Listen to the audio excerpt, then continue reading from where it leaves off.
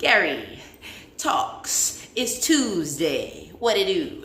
I trust everybody's having a grand old day so far. It's really lovely outside. I wanted to talk about boundaries today, and I wanted to give y'all 3 stories where I enforced a boundary, which, if you all know anything about me, I be struggling with the boundaries. It's funny because I'm a pretty person, and I'm good to say no, but also I can very easily feel pressured into things. And I've been, especially after learning about attachment styles and understanding that mine is fearful avoidant, I've been like, oh nah, the assertion gotta be real. And learning the difference between assertiveness and aggressiveness is super, super important, because I think I've been very aggressive, or being like, for instance, you're bothering me and you did this thing and it's so annoying, saying that versus being like, I did not appreciate when you did X, Y, and Z. It made me feel very annoyed. In the future, can you please see how there's the difference, right? So that's just something that I've been working with. But the 3 stories I wanted to share with you. So all via media so far. Are there any stories I want to share in real life? Not yet. So over text. So this person was texting me, and we were just exchanging some, chatting, sending some pictures, or they requested some pictures of me, which I sent of my face, right? And they sent me some pictures, and then they showed more revealing pictures, right? And then they asked me to send revealing pictures. And I was like, I'm not comfortable with that, actually. I was like, I'm not gonna do that, thank you. And they were cool with it. Right? And that was cool. And in the past, I would feel like because they sent me a picture, I have to send them a picture just to reciprocate. Like, oh, aren't they going to feel crazy? Like, they sent me a picture, they were vulnerable with themselves, and I'm not going to be vulnerable back. And I was like, that's not my responsibility, right? If you're going to share what you shared, that's on you. You can't expect me to share because you shared. That's not how that works. Right? That's why the whole, treat others how you want to be treated. No, treat others how they want to be treated. God damn it. So at the end of the conversation, that continued it was just for a day that we spoke via text. But the text was just dry.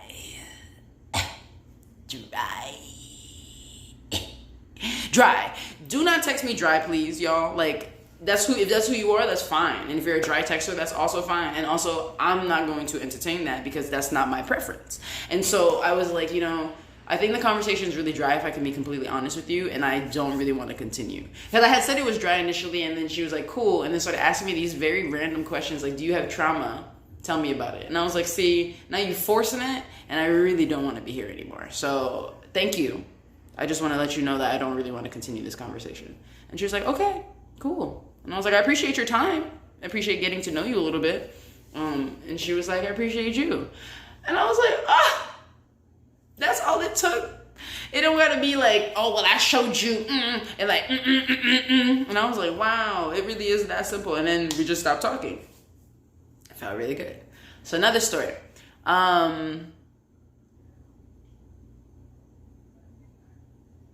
So this is also a texting story. This was with the male. So this person and I had an arrangement to meet up and chill and all of this stuff. And potentially it would be sexual. I don't know, right? I don't like to plan future sexual events because that's just not how I roll. I'm a in the mood kind of person versus 3 months from now on Tuesday, I'm gonna be wet and willing. I don't fucking know.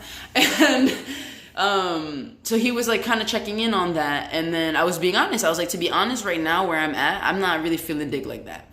I'm not really feeling anybody like that, but I'm definitely not really feeling dick like that. I'm still healing and going through the things of being with a male lover that I really appreciated for a long time, but also recognizing I've always been very drawn to women.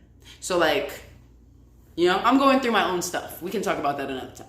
But me telling him that, I'm going to be completely honest with you, I'm not really feeling that right now. And he was like, okay. But then he was cool with it, but then kind of pushy, right? What I think is so cool about boundaries is when you lay them down, you can see who the fuck really here for you. Because if they push back and stuff, because boundaries is a conversation, yes. And also if I'm not comfortable doing that, it's not a conversation. Because I'm telling you, this is the boundary here for me.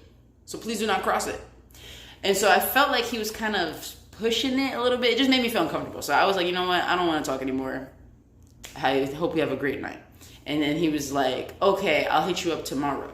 And I was like, no. I hope you have a great night. And he was like, I hope you have a great night. And then he didn't hit me up the next day. And I was like, see, that says a lot to me, because now I can actually trust you because you respected what I said. That's really cool to me. To like, wow, you can really let people show you who they are and not be over here like trying to finesse them and push them into things they don't want to do. And then the last story I'll share, it actually just happened and I don't know the conclusion of it yet, but I feel very confident in how I handled this, so I wanted to share. So Nate, my former partner, and his best friend, they do a live on the unity of men. I guess I'll do a plug here. So if y'all are interested, it's on Instagram Live. It's in the evenings on Tuesday. I don't know what time it is today. It ranges between like 7 and 9. And the handle is at JBL Worldwide _ if you are interested. They have like conversations, like I think it's intimacy among men, which is a beautiful thing. So if y'all are interested in that, check that out. Anyway, I've been feeling about going to the live because I'm like, on the one hand, I'm clear about how I feel about Nate, which is that obviously I still miss him. There's so many feelings of longing and all of this, but I'm very good with us not being partners. I would actually much rather us, if we're going to even be partners in the future, not be partners in the future, it's important for us to be friends before any of that stuff, right? And right now we're not even in the space of friends. So, because we're still the separation. And so I was like, I want to show up to support, and also because I'm interested in hearing, but then also I'm like, I don't know about that. So I was already feeling a ways, and then he sent me an invitation directly, his friend.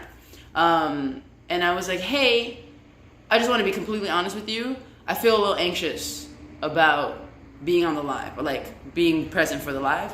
So I'm going to honor my body and I'll catch the replay. Thank you so much for inviting me. I don't know what his response was, but I feel amazing in that response because I did not lie.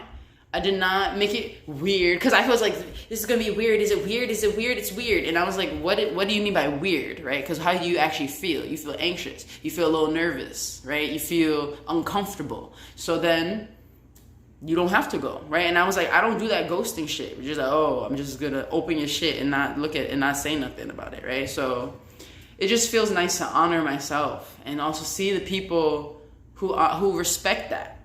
And being like, wow, like I can create a world that is safe for me. I can create, and like the people who don't respect boundaries, right? I haven't been in a situation where like that yet, where somebody doesn't respect my boundaries.